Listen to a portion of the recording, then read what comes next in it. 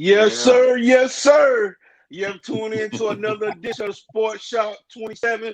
I'm your host, Jermaine Colter. And in the middle, my co-host, Kevin Johnson, KJ. And to the far right, we got one of the best linebackers of all time. Come on, NFL man. 1990 all-decade team. That's right, baby. That's right. Pro Bowler. Clemson Hall of Famer. Giving him his respect, baby. All-American. And also NFL Pittsburgh best player 1998, 97. The list goes on and on, man. Work, baby. Yeah. Y'all know him as Levon Kirkland. Kirkland, what's up? Hey, man, what's going down? Thank you guys for having me on. I appreciate it. Oh, man, we had to have you, man. You on, man. For real. It's a pleasure to have you on today. So all the people that don't know you, that probably don't watch football, I don't know why, but just let them know where you're from and a little bit about your background. Okay, I'm from Lamar, South Carolina, which is about 70 miles away from Columbia, South Carolina, from a big, huge, loving family. I have 4 sisters. I have 3 brothers. One of my brothers passed away. You know, just a small town guy. We had great parents that raised us up right, man, raised us to respect people, not to burn bridges. And, you know, I'm just a country boy, man, that just had a big imagination and saw myself going into the NFL. And, you know, fortunately, with God's blessing and some hard work, I got there and I achieved some goals. That's great, man. That's great. Hey, so what the people want to know, what age you started playing football? You know, honestly, I didn't play organized football until I got into the 9th grade. But really, I've been playing football basically all my life since I was maybe 5 years old. And that's just being in the backyard, having an imagination, being a quarterback, being a wide receiver, being the defense, being the coach, being the commentator. And, man, you know, it's just good. Excuse me?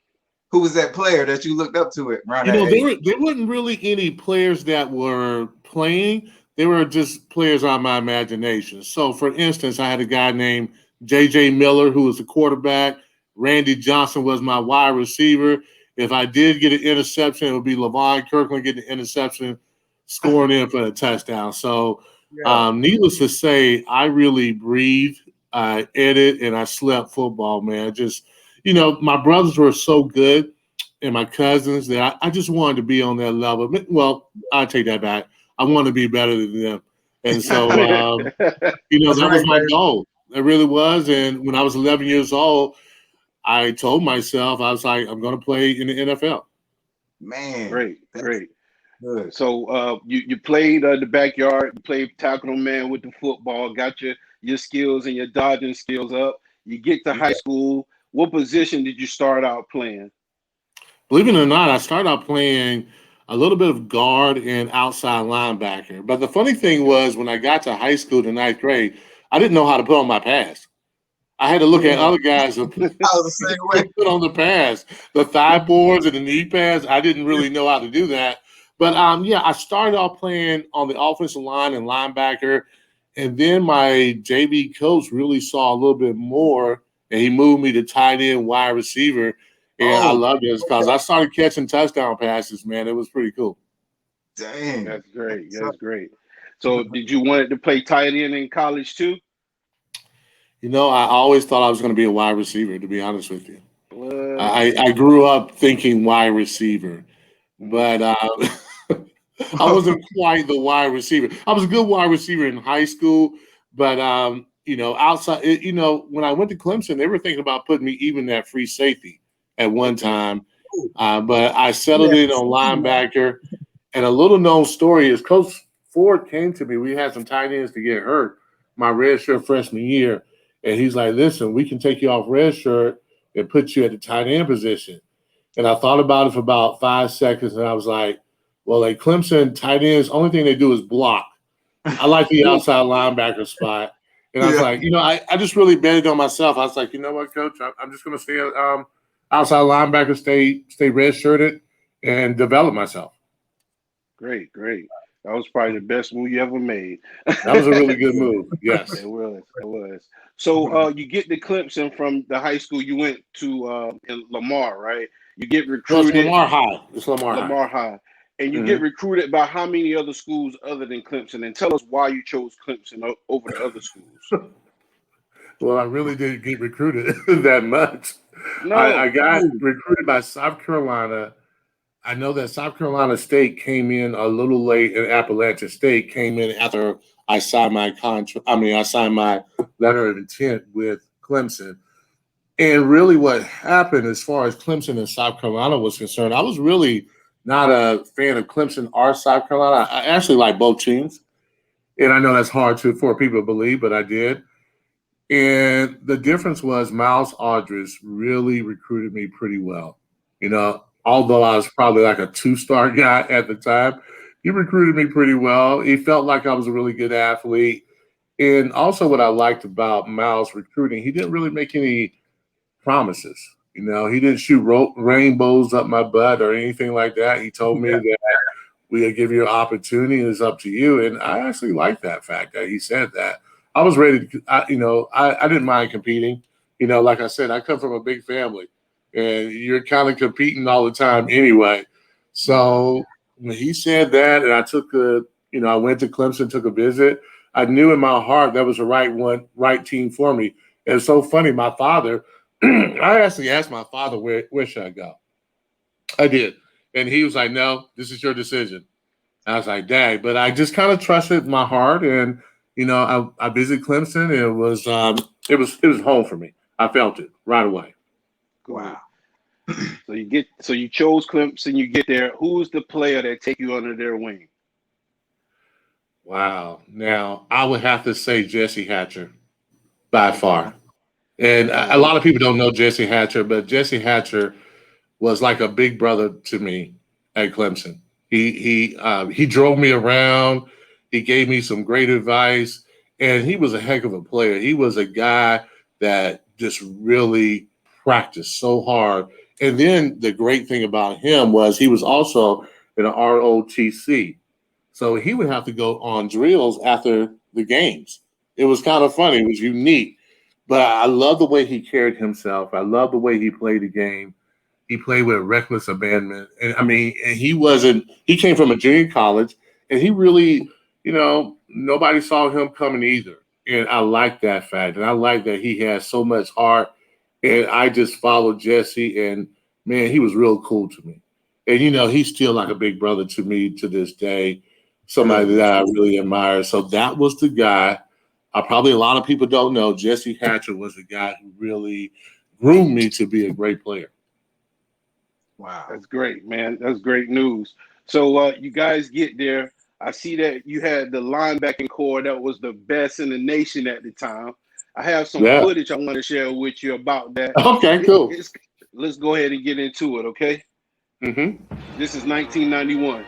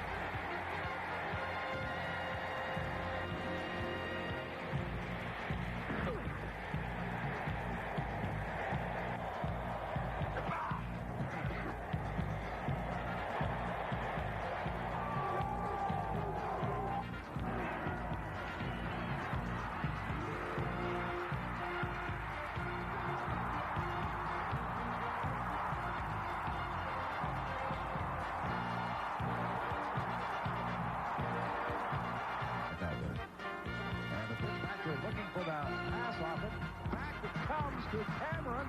Deshaun across the 50, 40, 30, 20, outside had what is known as he came hard. He came hard. We got a quick play. Good play here. They lined up for a field goal, and they're going to shift, and they get to Hart. And Henry back to throw once again.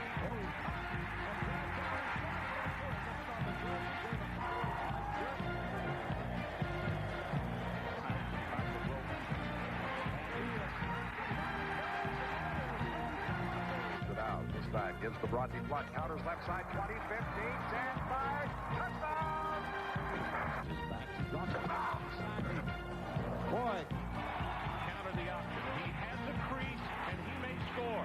Deshaun Cameron, 6-0 husband.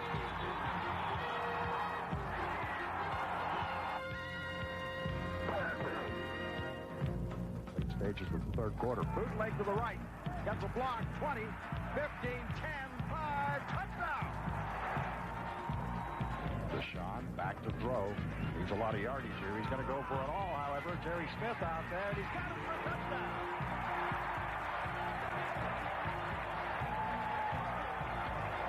Side now, and Vallejo rolling to his no chance that time. Bussey was coming hard straight up the gut. He nailed it back.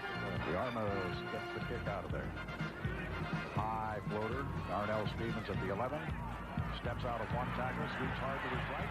Looking to come upfield if he can. 15, 20, up to the 25, 30, 35. He's at midfield. He's at the 35. He's at the 25, at the 10, at the 5. Touchdown!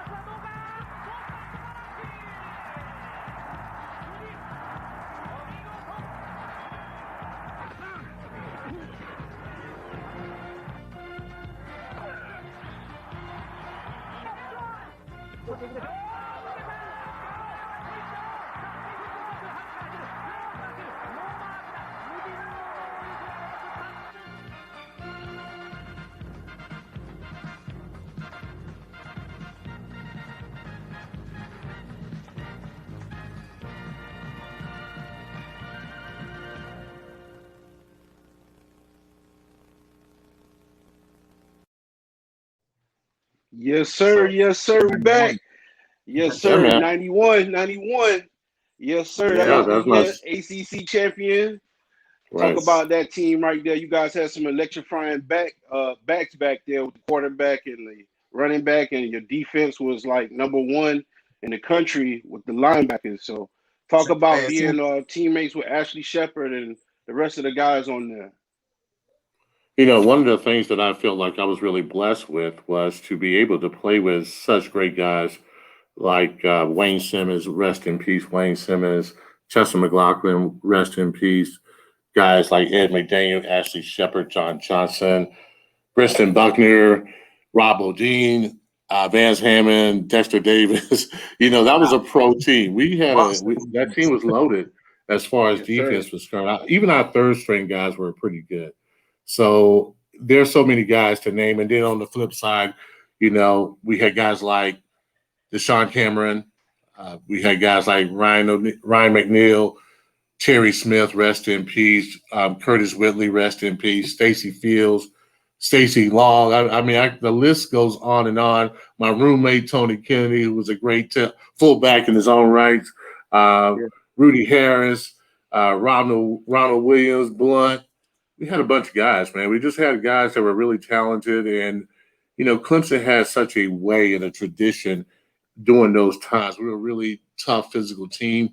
And I thought every day we went out there and we improved in the practice field. And then on Saturday, you get in Death Valley, man, it's fun, it's easy. So that was a tremendous team. And the thing about when people talk about some of my individual awards, I always look at who I played with and the teammates that I had. So those guys were tremendous, man. I was lucky to play with such a great group. Yes, sir. Yes, sir. So how many bowl trips did you guys go during your era? Wow, we went to the bowl every year. I got redshirted, so actually I went to 5 different bowls. But the bowl that I remember probably the most is the Gator Bowl, which I end up being the MVP for that bowl. So that was really a nice thing. It was amazing playing against Major Harris, and the way our defense showed up, it was tremendous. But, we went to a bowl every year, a pretty good bowl. And like I said, we had a talented team. We really did. Had a great program with Coach Ford, and then Coach Hatfield came in my 2 last years. And, we never thought about losing. We lost some games, but it was normally like maybe 2 games a year. But for the most part, we walked on that field, and I felt like we really had swagger, man. At one point, the outside linebackers, we used to roll up our jerseys, man, so everybody can see our abs. I'm sure that people wouldn't want to see my abs at this point in time. But back then, man, we thought a lot of ourselves. But you know what? We were very well prepared. We competed like crazy. And then on Saturdays, it was just fun. We just went out there and got the victories. Great. Hey, why do they call you Monster in the Middle? Why they call you that? Well, when I went to Pittsburgh, I gained some weight, and I was a big guy for linebackers. Probably for most middle backers or inside linebackers, I was way bigger than a lot of those guys. But I was able to continue to have my quickness. I can run really well. And, I was really good at stopping the run. And I was really a very good all-around player. And guys just started calling me Monster. Even guys on the other team just started calling me Monster. Yeah. And that was the name that kind of stuck for a while. You would think maybe Captain Kirk would be good. And, my teammates, either my teammates called me Captain Kirk or they called me Big Kirk. And I was just a big presence in the middle, man. I probably looked like a defensive lineman playing linebacker, but I got the job done. You did. You most definitely did. I also see you had 11 interceptions, man. Like linebackers, that's pretty big. Like, for somebody. You know what? You know what? I was really good against the pass. I was a really good cover guy. Most people probably wouldn't. Most people probably wouldn't think that, but there were times in our defense where my position was you had to be able to run down the middle with tight ends or wide receivers. You had to be able to cover backside of the backfield. So the job was really physically demanding, and also it was mentally demanding because I was giving the calls, calling the signals, getting people lined up. Except for Briston Buckner, he knew where to line up every time. But you had to be that leader by default.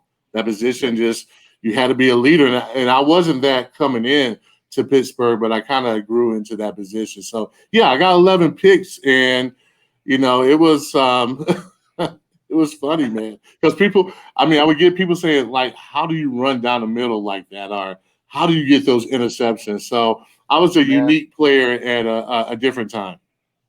Wow. So tell the kids that's watching how important it is to have that football IQ and skills and the work ethic behind it to get to the next level. Oh yeah, it's very important to make sure that What's going you on, Ray? not only work you not only work on your craft, but you understand the game. And if you can understand the game and you could, make sure that you can help other people understand the game, I think that's a plus. But with anything, if you're going to be successful, man, you got to have the right mindset. First and foremost, you got to be able to put in the work. And I know some people don't like that word, but you got to be able to put in the work. And No way also, around. you just got to be trustworthy. Your team got to be able to depend on you. Your coaches got to be able to depend on you. Your family got to be able to depend on you. So, I look at those things as very key to being a successful, not only successful football player, but also a successful person. Cool. Yeah. And like, Earlier you said you guys only lost maybe 2 games a season when you played. Which year you think that you guys were the closest? You just figured you knew that you guys would probably go to the national championship. Wow. I would have to say that 1989 team. We were a little bit of a surprise to a lot of people because we lost some people as far as our quarterbacks and some wide receivers.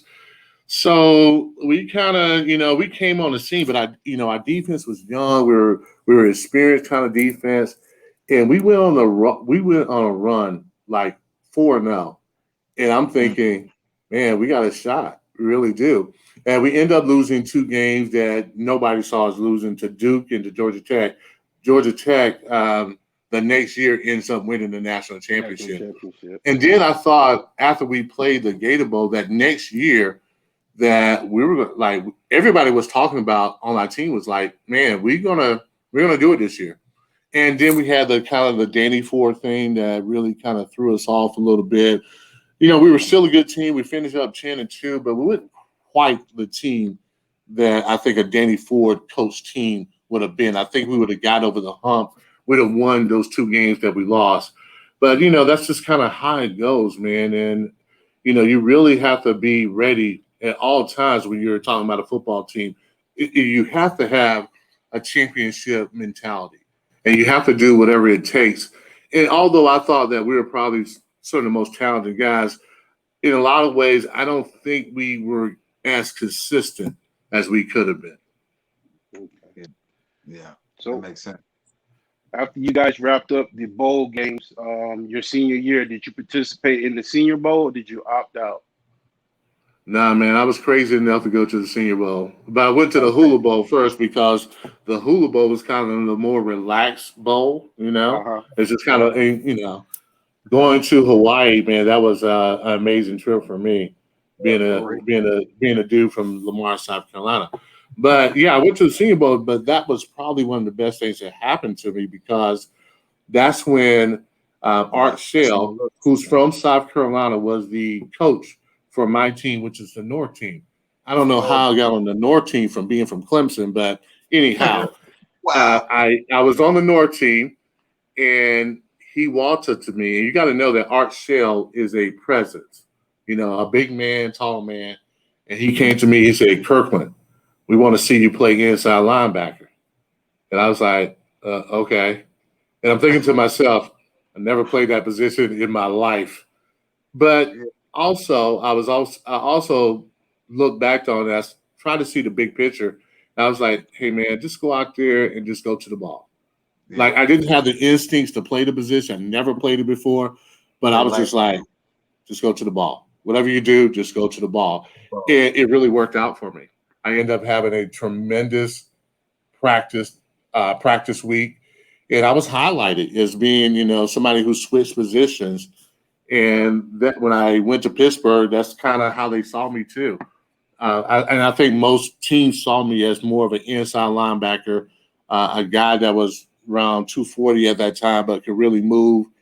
And they saw me in that position. Even though I didn't really see it, I look back on it, I was like, man, it was a great move for me. It was. Yep. So talk about the combine. You go into, the draft, you go into workouts, you do these shuttles and, lifting weights and things of that nature. Just talk about that and the teams that are actually like looking at you and where you felt you were going to go at that time. You know what? I hated the combines. It's funny because all your college career, you want to go to the combine so badly, right? Yeah. You want to go, and then when you get there, you're like, I hate this. Because and the reason why I say that, and I'm not trying to discourage anybody, because I know there are guys out there who have that dream, and you should have that dream, and you should go for it. Yep. But man, the combine it was It's stressful now.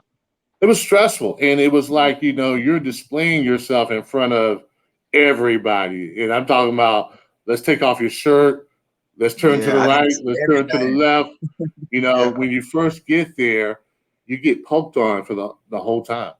The medical staffs are poking on you, moving you all kind of directions. And it was a little stressful, to be honest with you. I did well on everything, especially the quickness drills. My 40 wasn't that great, to be honest with you. I was really never a 40 guy. Okay. So, but the team that really showed the most interest was Pittsburgh. That was the team that had I was sitting in front of the GM, the president, the head coach, the whole coaching staff, and they were interviewing me. It was like here's your interview. Tell me why we should have you on this team. And I thought I did pretty well with those guys, and that was the team I tell everybody that I wanted to get drafted by. And I was a Dallas Cowboy fan growing up. I hated the Pittsburgh Steelers. I didn't like Pittsburgh Steelers. But I'm telling you, through that process, it kind of changed my mind because Coach Colter was new, and he was a rookie coach, man. And I really liked Coach Colter. I did. And I liked the whole staff. And I was hoping I got drafted with the Pittsburgh Steelers. It's amazing. Yep. So you get to Pittsburgh, your first day on the job. Who's in the locker room? Who's that guy that says, Levon Kirkland, welcome to the Steelers? Oh, man. Now, let me tell you about when I got drafted, and then I go to the line. Then I go to that story. Okay. I'm at my sister's house, right? And it's the 38th, and Pittsburgh is coming up for the 38th pick. And like I told you before, I really wanted to play for Pittsburgh. So I went into the bathroom. This is no lie. I went in the bathroom. I looked in the mirror, and I was like, they're going to pick me. They're going to pick me. They're going to pick me. Pick me. I went to the kitchen table, my sister's kitchen table, and I sat by the phone. The phone rings. I pick up the phone, and I was like, hello. And the other guy on the end was Tom Donahoe, who was a GM back in those days. And he was like, hey, Levon, this is Tom Donahoe. We're thinking about selecting you for this next pick. I'm like, wow. And in my mind, I'm like, really? Just thinking about it? I'm like, okay. So another guy jumps on. His name is Charles Bailey. Now, throughout the circuit before getting drafted, I would always see Charles Bailey, and he would always like, we need to draft you first round. We need to draft you first round. So he gets on the phone, and he's like, and this is how you talk. Do they have cable TV in Lamar, South Carolina? I'm like, yeah, we got cable TV. He's like, do y'all have ESPN? I'm like, yeah, man. Like, what's up? And he's like, hey, man, congratulations. You're part of Black and Gold. And then my name came on the ticker, right? But guess what? What? No highlights or anything, right? They just, the draft it was different. They say, hey, Levon Kirkland got drafted the 38th pick. We're going to go to karate. Thank you, everybody, for enjoying the draft. We'll see you later. That was it. Oh, man. So they owe me a highlight. Yeah. Well, we got but when I got to Pittsburgh, it was different back then because man, the veterans were no joke, man. They were all men, and you had to earn your respect. So nobody was like, hey, Levon Kirkland. They were just like, who's this rookie? They might have been aware that I was picked in the second round, but I just remember, man, it was no joke. It was like, it was like, you better earn your keep. And when I got there at that first practice and I saw those guys running around, I was like, oh, man, getting drafted is one thing, but making a mark on a team is a whole nother adventure. So, yeah, it wasn't friendly when I first got there, man. It was like those guys had mortgages. They had 2 kids. They had a wife. And they needed to get paid. Business. And so no rookie was going to come in there and take their spot. And they meant that. So you had to grow up pretty fast. Good. So your first season with the Steelers, did you start?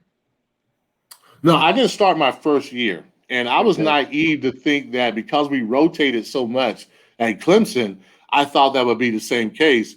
But I found out quickly that starters don't come off the field. So I ended up being all the special teams. I did a little bit of defense. But honestly, it was really good for me because it took me about a year to really get accustomed to the inside linebacker position. I was really green. I was just athletic.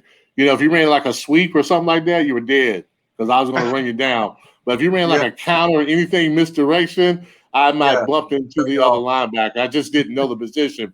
But it took me like a year to really kind of get it down. And, you know, so I played mostly special teams, but I really appreciate the time that I got to develop as a player. Cool. Yeah. Hey, so who was the defensive coordinator at the time? You enjoyed playing for him? Oh, yeah. Dom Capers was the defensive coordinator for my first 3 years. And then I had the great Dick LeBeau. And Dick LeBeau, man, was amazing. He was. Our defense picked up. We were good with Dom Capers. No question about it. You know, those guys really liked my size. It's funny because they were just like, hey, if you keep moving like that, man, we have no problem with you being bigger than normal. Okay. So those guys really encouraged me as an inside line, but they were tough. You know, Bill Cowher was a linebacker coach. And so me and a guy named Chad Brown, man, we were basically rookies in there my second year playing, and we would mess up sometimes, man. It was hilarious. But we played well, too. You know, we had a lot of potential. We played well, but we didn't do everything right. So that's all right. It was funny. You know, we were just, you know, I remember one time we had a coming to Jesus meeting with Coach Cowher and Marvin Lewis. Marvin Lewis was our linebacker coach. Okay. So we had some coaches, man. We really did. So, you know, we're in there, man, and we're just going over some things, man. But at the end of the day, they thought we were going to be all right. And, they, you know, they encouraged us. And we end up really pushing each other. And then you have guys like Greg Lloyd and Kevin Green that are also in that linebacker room with you. You had to step it up another notch. And we did. We really stepped it up. Rod Woodson, Cardinal Lake, my friend Briston Buckner was on that team. We had some guys. We really had some guys. And, you know, and then plus you got to think about Jack Lambert, Jack Ham. You had a lot of linebackers to live up to as far as being a Pittsburgh Steelers linebacker. Yeah, and I took a lot of pride, man. I just wanted to be, you know, in the number, as the people say in church. And I felt like, you know, my career, it proved that, you know, I at least got in the number. Cool. Yeah. I got some footage right here with the linebacking core. You know, part of that NFL 1990s All-Decade team and the famous steel curtain. They used to call y'all Blitzburg.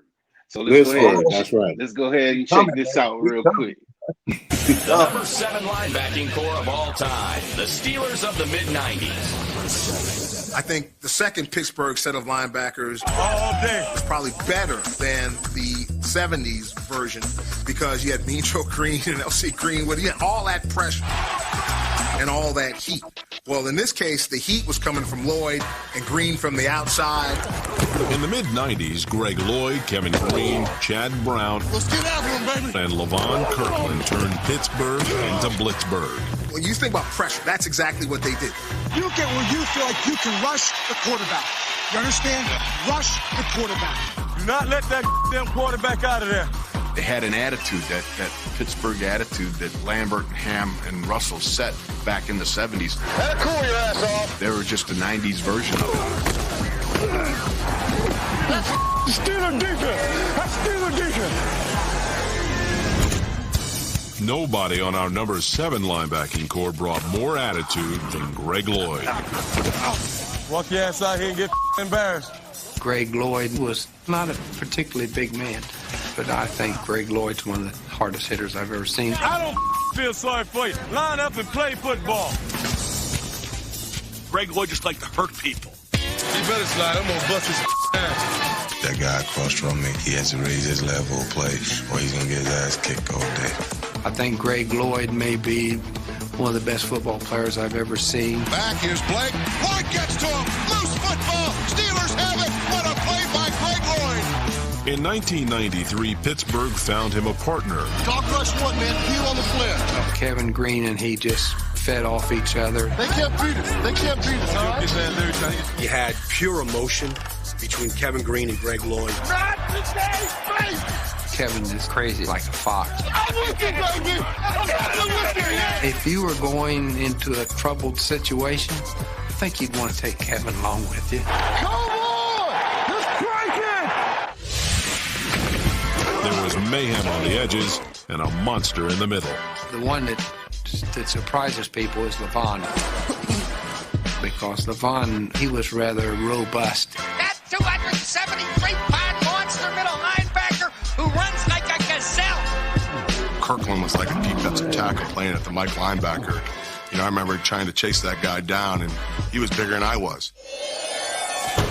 The name of this damn game is respect. Let's line up and let's do it. The Backers carried Pittsburgh to 3 AFC title games in 4 years, and only Neil O'Donnell could keep them from a ring. O'Donnell threw it right to him. There was no receiver out there.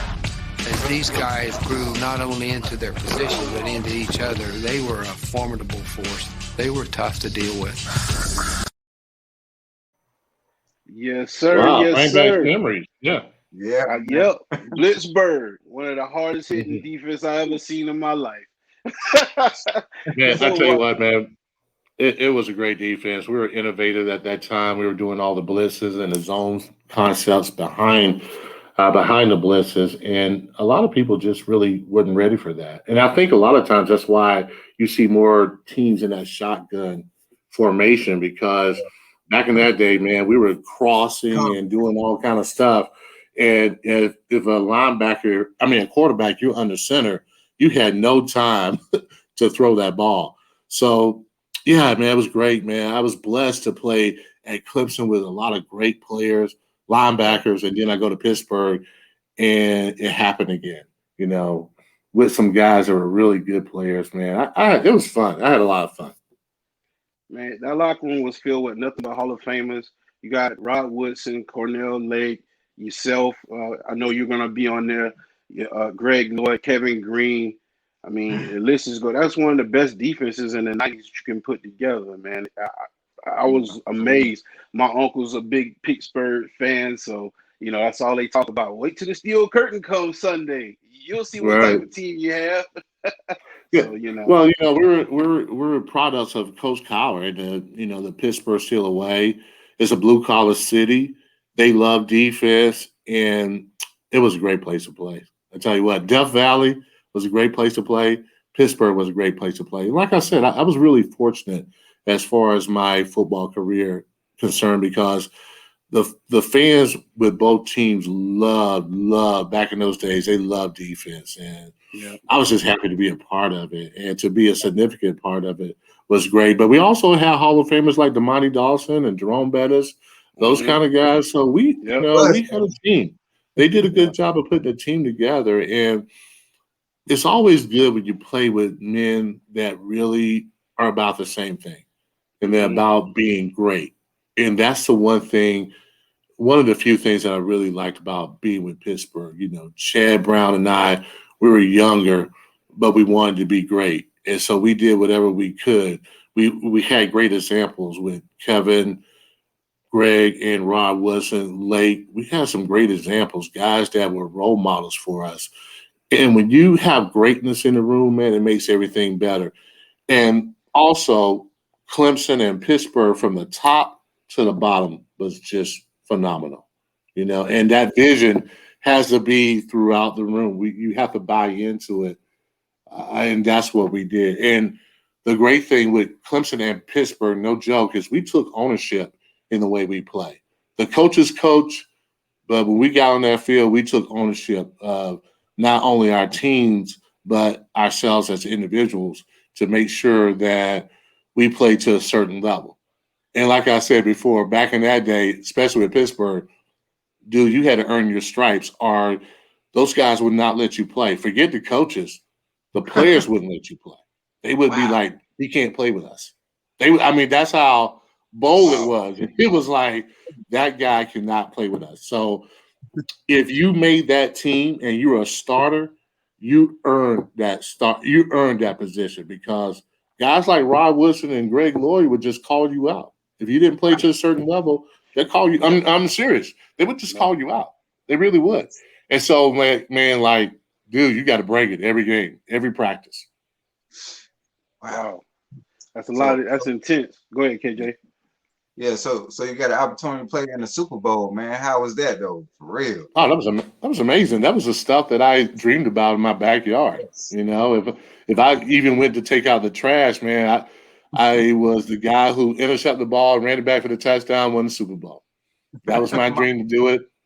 Yeah. And so when I got there, man, it was great, man, because the cool thing was that you were the only game in town.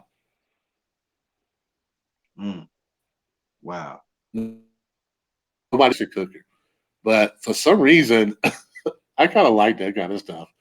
When I like playing in front of big crowds. I just did. I mean, even as a kid, man, I like being in front of the crowd. And at Clemson, I loved it, you know, and being on that stage was just something that I embraced.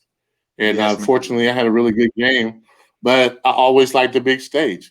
And also, it's not the Super Bowl, but I don't know about other players, but I like going away and getting booed. I did. I just kind of like it. So it's they say football players are a little eccentric and crazy, but I like being the villain. I did. I love getting booed, and I love when the crowd reacts. Yeah.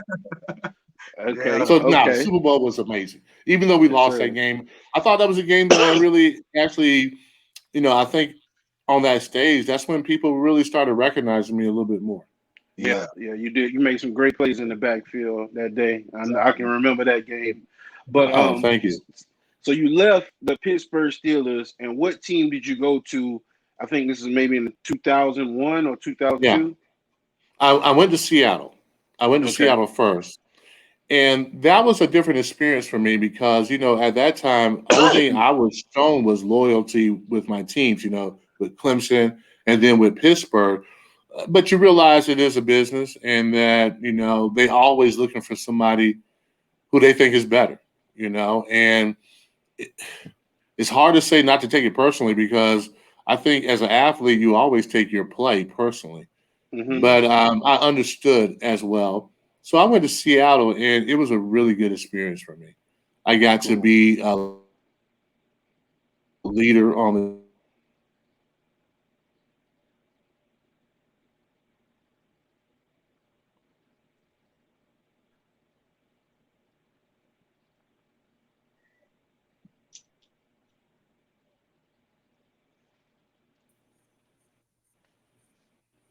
All right, you back. Okay, you back. Okay.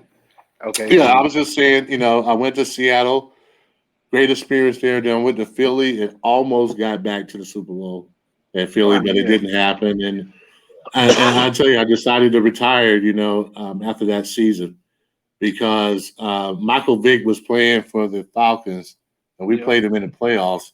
And I was like, there's no way I can catch that guy.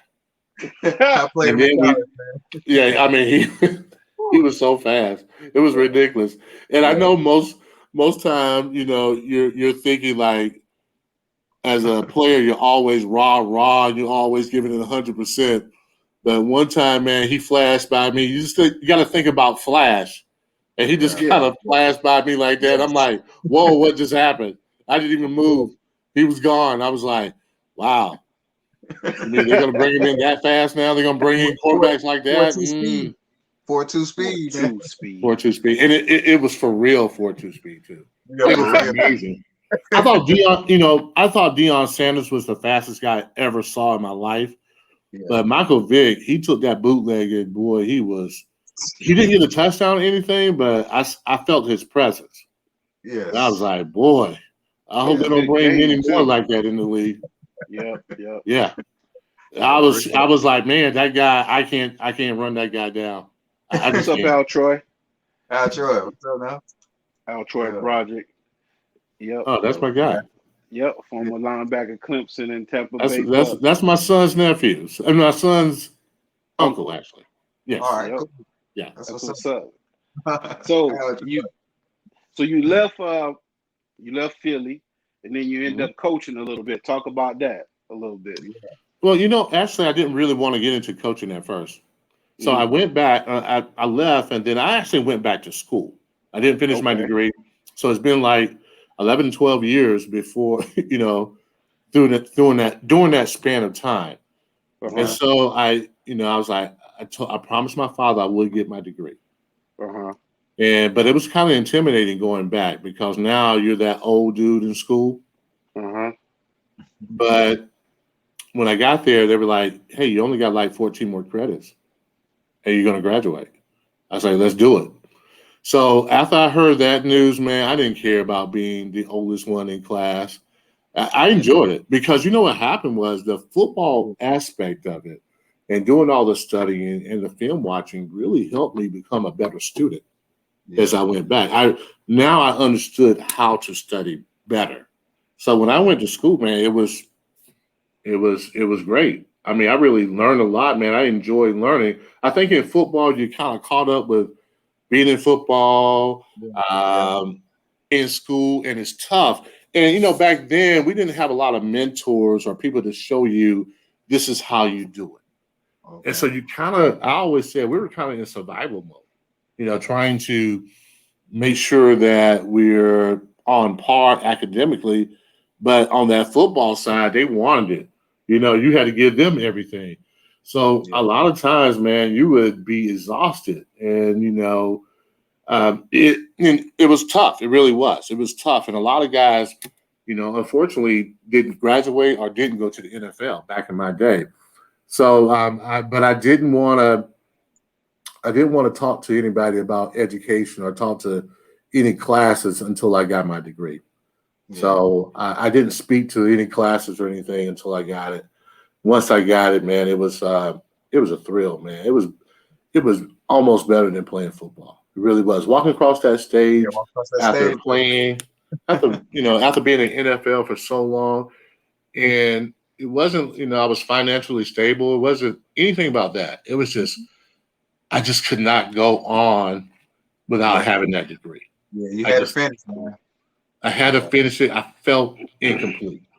Yeah. I did. Even, I was doing my thing, but man, I felt incompleteness there. So I went back to school, man. It's one of the best things I've ever done. That's good, man. All right. So you coach with graduated. Well, okay, when I coach, like I said, I didn't really want to coach. This guy wanted me to do football camps for him. So I ended up doing these football camps, and I really kind of got the bug. And I ended up working at Clemson in the admissions department, but the director, Robert Barkley, just, he was so cool, man. That was my guy. And he allowed me to coach football on the side. So I was able to, do my work there, go to Wade Hampton in Greenville. That was the first place that I coached. Okay. And I loved it instantly. I love coaching those guys. And, you have so much to give. You got all this knowledge and you got all this experience. You can't really hold it, to yourself. You got to give it back. Yeah, so I ended up giving it back, and it was great. And then I went to Wade Hampton. I was their defense coordinator for 2 years, learned a lot. And then I got the head coaching job at Shannon Forest, which didn't have a football team, which was funny because I tell you what, when you can coach guys how to run and they've never played football and how to line up and understand what's going on, it was a big accomplishment. I was proud of myself for actually starting a team from the grassroots. And the next year I went to FAMU, but amazingly, those guys end up winning 4 games the next year, and then they end up being undefeated within 3 years. But I knew going in, I had a 7-year plan of how I wanted the team to be. And I knew that first year we were going to lose every game. I just knew it. I just wanted the guys to compete and to get better and to understand the game. And they did. They really did. They got better. Because at first, man, I was like, what did I get myself into? But I was like, okay, we just have to teach them. And I was in teaching mode the whole time. And, trying to get them to compete too. Because, this is a Christian school, never had football. And those guys didn't really know how to go man-to-man combat. So, man, one of the first things I did was I put them in a circle. Two guys got in a circle on their knees, and they can only use their hands. I'm like, you got 30 seconds. And whoever wins is whoever wins. And so we did that every week. And what happened was our guys started competing. They got better, just doing little hand-on-hand combat. Now, I know a lot of mothers may have a problem with that, like, oh, that's too rough. But I think football is a great teacher for men. I really do. I think it's a team that teaches you a lot about life skills that can carry over to, I guess, beyond the football field. And so I like coaching. I went to FAMU, coached there for a while, and then I went with the Arizona Cardinals. Whoa. And I'm telling you, coaching with the pros, man, I don't care what anybody tells you, that's the best. And the reason why it is because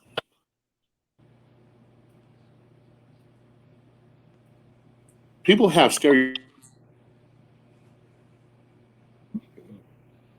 that, to my point, coaching the NFL guys, everybody thinks, they stereotype these guys so much. But honestly, 99% of these guys are guys you would introduce to your daughters. Hardworking, intelligent, want to get better, charitable.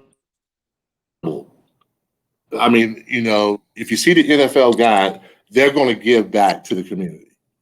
And that's more than most people do. Yeah. And so it was a pleasure coaching those guys.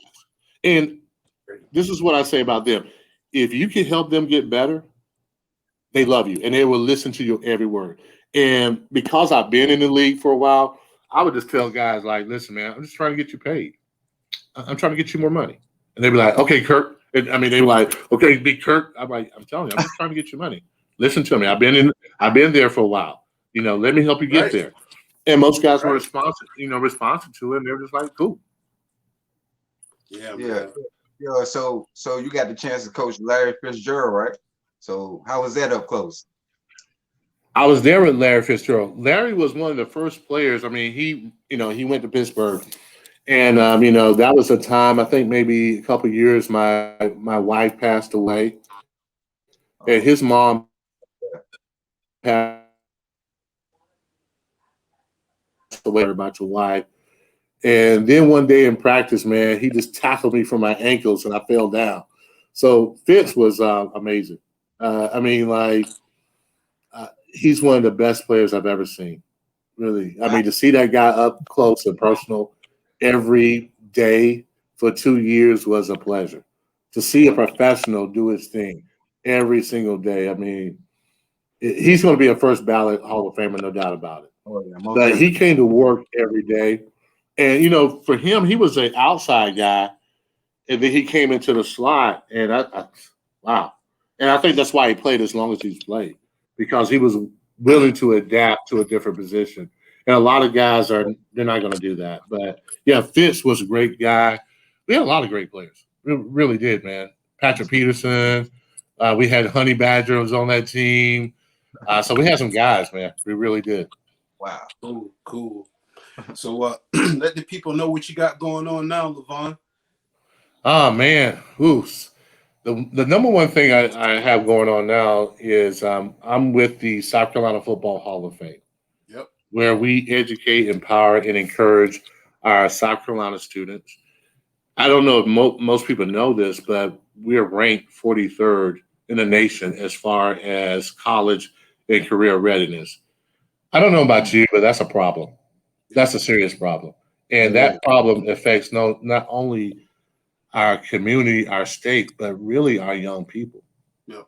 Yes. We're not preparing them to be better. We're not preparing them for what life is about and how to be prepared for that. So a lot of our kids, they get lost in the shuffle. And so, the South Carolina Football Hall of Fame recognized that with other partners. And our campaign is top 10 in 2030. That means we want to get from that bottom 10 to that top 10.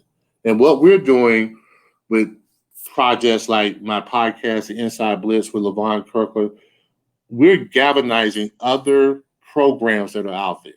Mm-hmm. And we're trying to point people in those directions, because the problem that we're having, if we're not careful, that's going to be all of our problems. Mm-hmm. Yep. If we don't do what we're supposed to do. Yep. And give back and like I said, educate, empower, and encourage, it's not going to be good. But we feel like if we can get our partners together, we can get people like-minded like we are, that care about our students. Right. Yes, sir. We can have a better state. And that's where it starts from. It starts from education. My father always preached that. My brothers and sisters, they're all teachers, They understand why education is important. Not only education, though, but encouraging people, empowering them. Mm-hmm. That's super important. Yeah. And I feel passionate about this because as an athlete coming up, we didn't have that all the time. I had a great parents, all that, but a lot of people don't have that. And it's about now you're surviving because you just don't really have the knowledge. And that's what we want to be. We want to be a resource to our young people, not just for this time, but for the rest of their lives. Exactly. So that's the number one thing I'm doing. I got 3 podcasts that I'm doing as well. I do the football camps. All right. So, this is a period for me to give back, and we're urging everybody else to do the same, to give back, because I'm telling you, man, you don't think it's going to affect you, but it does affect you. We got places in South Carolina, man, that's becoming dangerous because our kids really don't have any future. So you're seeing a lot of shootings. Especially around my county, Dalton County. It's not like, every place is not like Greenville, South Carolina. Yeah, or places in Columbia. Or there's the real South Carolina, they're struggling, and our kids are struggling, and we need to do something about that. That's right. All right.